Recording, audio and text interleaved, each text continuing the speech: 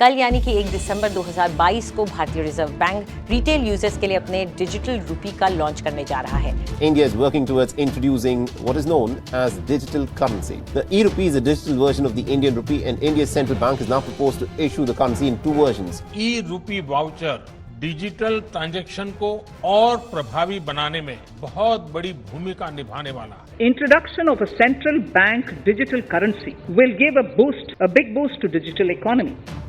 China has created its own form of digital currency, known as the digital yuan. Reserve bank of India 1 दिसंबर से launch करेगा पहला retail digital रूपी का pilot project.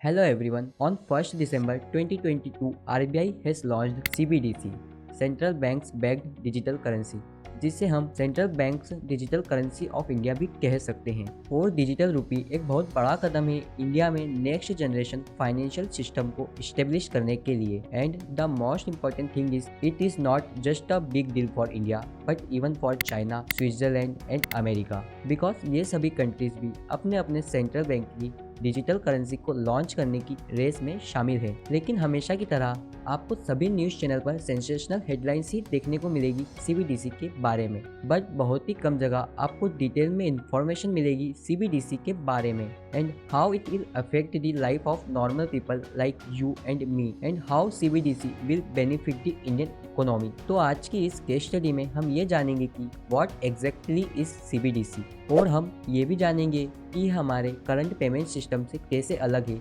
और इससे हमारी इकोनॉमी को क्या बेनिफिट होगा एंड व्हाट डिजिटल रूपी is the future of India. सबसे पहले हमें कॉन्सेप्ट ऑफ मनी को समझने की ज़रूरत है कि कैसे सीबीडीसी हमारे करंट पेमेंट सिस्टम से अलग है और कैसे ये हमारी मॉडर्न सोसाइटी के इंस्ट्रूमेंट से अलग है जिन्हें हम ऐसा पेमेंट मेथड यूज़ करते हैं। एक एग्जाम्पल के थ्रू समझते हैं।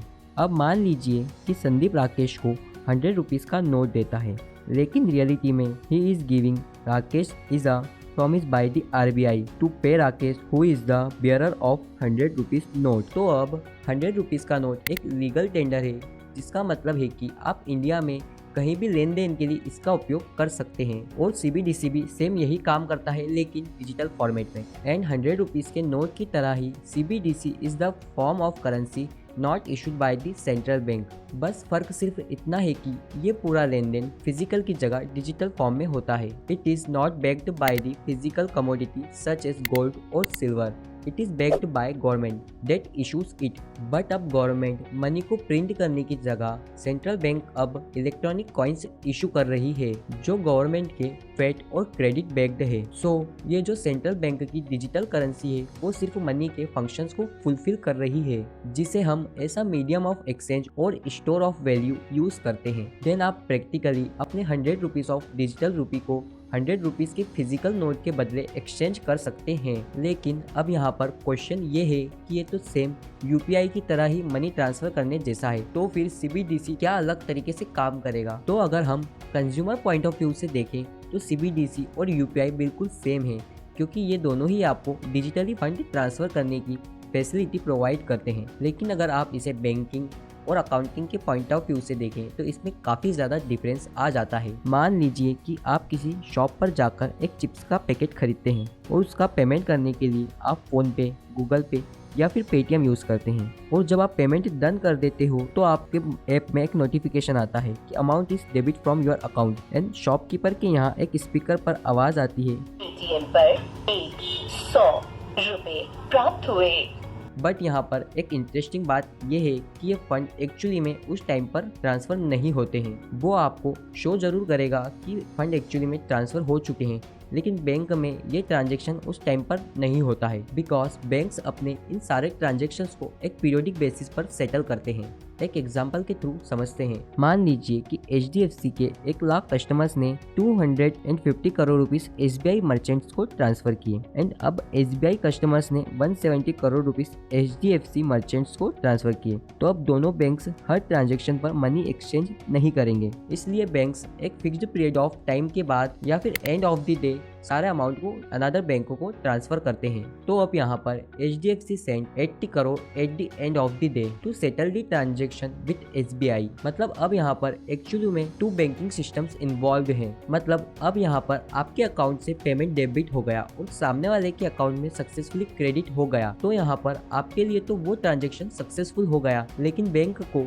उस ट्रांजेक्शन को पूरा करने में पूरा डे या फिर पूरा वीक भी लग जाता है। लेकिन अगर आपने कोई चीज बाय की और उसका पेमेंट कैश में किया, तो यहाँ पर कोई भी बैंक इस ट्रांजेक्शन में इन्वॉल्व नहीं है। मतलब कि आप जब डिजिटल मनी के थ्रू भी पेमेंट करोगे तो उस पूरे ट्रांजैक्शन में किसी भी बैंक की जरूरत नहीं होगी। अमाउंट सीधे आपका जो RBI के पास बैंक अकाउंट है उससे डेबिट होकर सामने वाले पर्सन का जो RBI के पास बैंक अकाउंट है उसमें क्रेडिट हो जाएगा। अगर आसान भाषा में कहें तो बिल्कुल कैश ट्रांजैक्शन जैसा, लेकिन डिजिटल फॉर्म में। एंड अब यहाँ पर क्वेश्चन ये है कि how CBDC will benefit the Indian economy. Introduction of CBDC in India हमें रेंज ऑफ बेनिफिट्स प्रोवाइड करेगा, जैसे कैश पर हमारी डिपेंडेंसी कम होगी, ओवरऑल करेंसी मैनेजमेंट की कॉस्ट कम होगी और इसके साथ साथ ये मनी सेटलमेंट के रिस्क को भी कम करेगा। ये जनरल पब्लिक और बिजनेसेस के लिए एक कन्वीनियंट प्रोवाइड करेगा इन electronic form of digital banks currency with safety and liquidity, और साथ ही साथ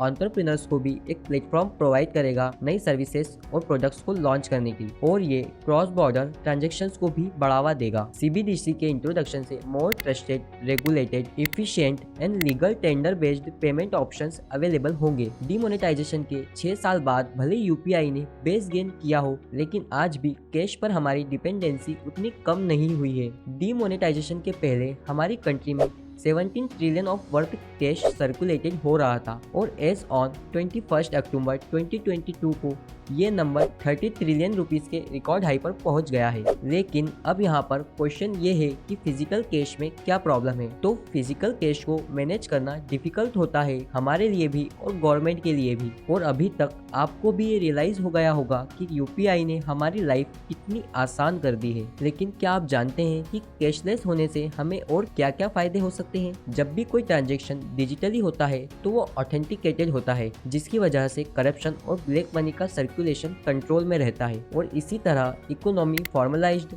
और ट्रांसपेरेंट हो जाती है। तो इकोनॉमी की ग्रोथ तो अनिवार्य है। यहाँ पर डिजिटल रूपी का रोल बहुत ही इम्पोर्टेंट होगा।